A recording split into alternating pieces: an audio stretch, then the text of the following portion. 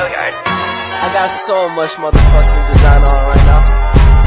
Break it down, bring it back, make it clap. I got 3 old thoughts, new guap, where that damn bitches on my line, and you know they come strapped. Soal yang pertama adalah jelaskan pemerintahan secara sempit dan luas. Pemerintahan dalam arti luas adalah semua lembaga yang berdiri dari lembaga-lembaga legislatif, eksekutif, dan yudikatif.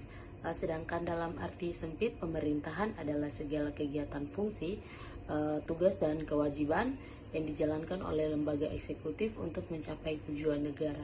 Soal yang kedua, mengapa ilmu pemerintahan dikatakan sebagai pengetahuan?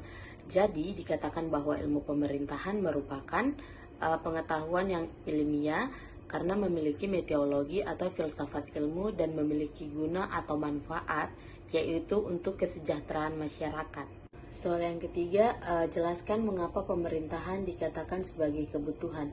Fungsi pertama pemerintahan adalah memberikan pelayanan terbaik untuk memenuhi kebutuhan masyarakat dari semua sektor. Masyarakat tak akan dapat berdiri sendiri memenuhi kebutuhan tanpa adanya pemerintahan yang memberikan pelayanan. Pelayanan publik pada dasarnya menyangkut aspek kehidupan yang sangat luas. Keempat, jelaskan definisi kekuasaan dan sumber-sumber kekuasaan. Kekuasaan adalah kewenangan yang didapatkan oleh seseorang atau kelompok guna yang menjalankan kewenangan tersebut sesuai dengan kewenangan yang diberikan.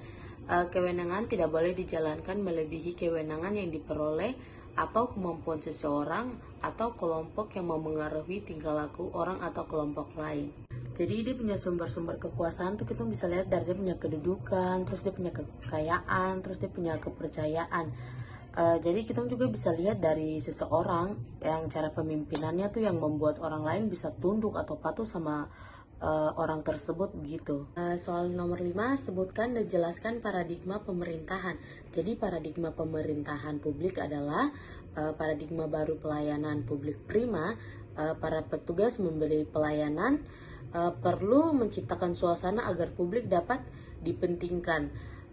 Publik juga dapat disebut sebagai mitra, jangan dikatakan sebagai level yang rendah. Paradigma administrasi publik adalah sebagai perubahan, perkembangan, serta sudut pandang model dan teori. Administrasi publik itu sendiri pada dasarnya perkembangan suatu ilmu dapat ditelusuri dari perubahan administrasi.